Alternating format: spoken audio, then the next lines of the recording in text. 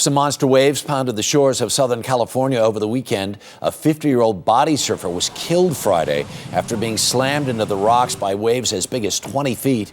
More than 380 people had to be rescued at the beach alone. But with waves, size can be deceiving. Here to explain is our consumer correspondent, Susan Koeppen. Good morning. Good morning, Harry. Just by looking at them, big waves can seem dangerous, but even small waves can be a hazard to you and your family. This is a practice drill for lifeguards in Ocean City, Maryland.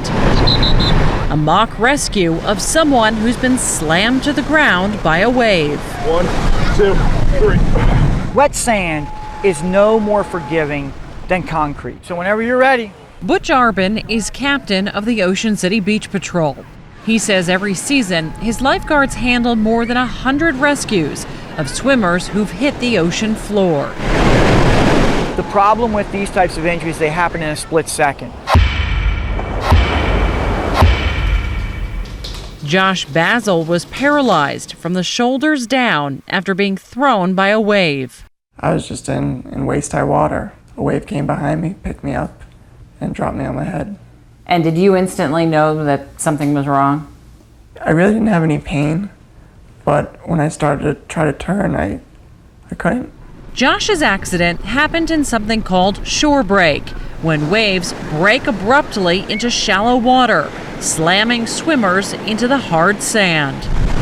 The United States Life-Saving Association calls shorebreak an international problem, causing debilitating injuries, even death. Sandy Beach in Hawaii is notorious for shorebreak, but experts say even small waves can be dangerous.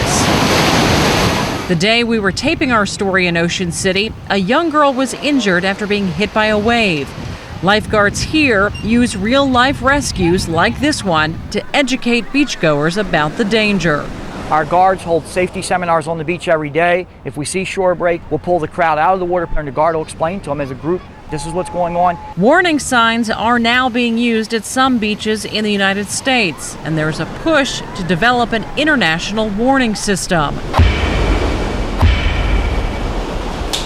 Josh Basil says he spent his whole life going to the beach, but never realized just how hazardous waves can be. My accident occurred because I let my guard down. I just really wasn't aware. My only worry at the beach was how much fun am I going to have? And I never thought of a vacation to turn out the way it did. To protect yourself, experts say you should never turn your back to the waves, never dive into the bottom of oncoming waves, and if you start to get tossed around, try to put your arms out in front of you to protect your head and neck. A broken arm is much better than a broken neck, Harry. Well, you got that right. Good story. Thanks, Susan.